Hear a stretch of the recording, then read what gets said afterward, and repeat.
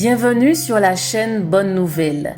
La méditation du jour a pour titre « Deux directions du regard ». Ésaïe 17, verset 7 nous dit « En ce jour, l'homme regardera vers son Créateur et ses yeux se tourneront vers le Saint d'Israël. » Amen.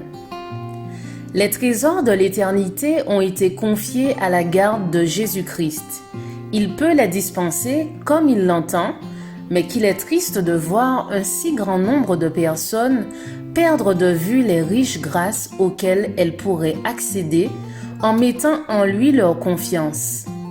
Il communiquera les trésors célestes à ceux qui voudront croire en lui, regarder à lui, demeurer en lui.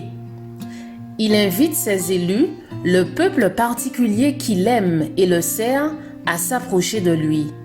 Il leur accordera le pain de vie, il les fera participer à l'eau de la vie qui fera de chacun d'eux une source de vie jaillissant pour la vie éternelle. Jésus a apporté au monde les immenses trésors divins. Tous ceux qui croient en lui deviennent ses héritiers. Il déclare que grande sera la récompense de ceux qui souffrent pour son nom. La terre n'est qu'un atome dans le vaste univers dirigé par Dieu. Et cependant, ce petit monde déchu est plus précieux à ses yeux que les 99 autres qui ne sont pas détournés du troupeau. Si nous nous confions en lui, il ne permettra pas que nous devenions le jouet des tentations de Satan. Dieu désire que toute âme pour laquelle le Christ est mort fasse partie de la vigne et soit reliée au cep pour y puiser sa nourriture. Nous dépendons totalement de Dieu. Nous devrions être très humbles et en raison de notre dépendance, sans cesse accroître notre connaissance de Dieu.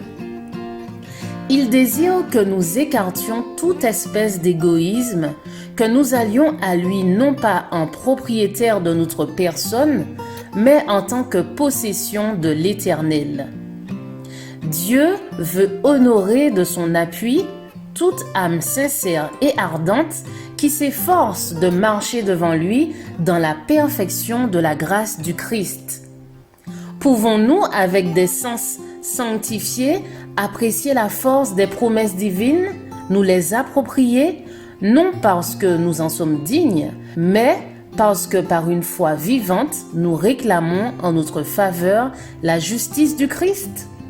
Je vous souhaite une excellente journée, que la grâce de Jésus-Christ soit avec vous.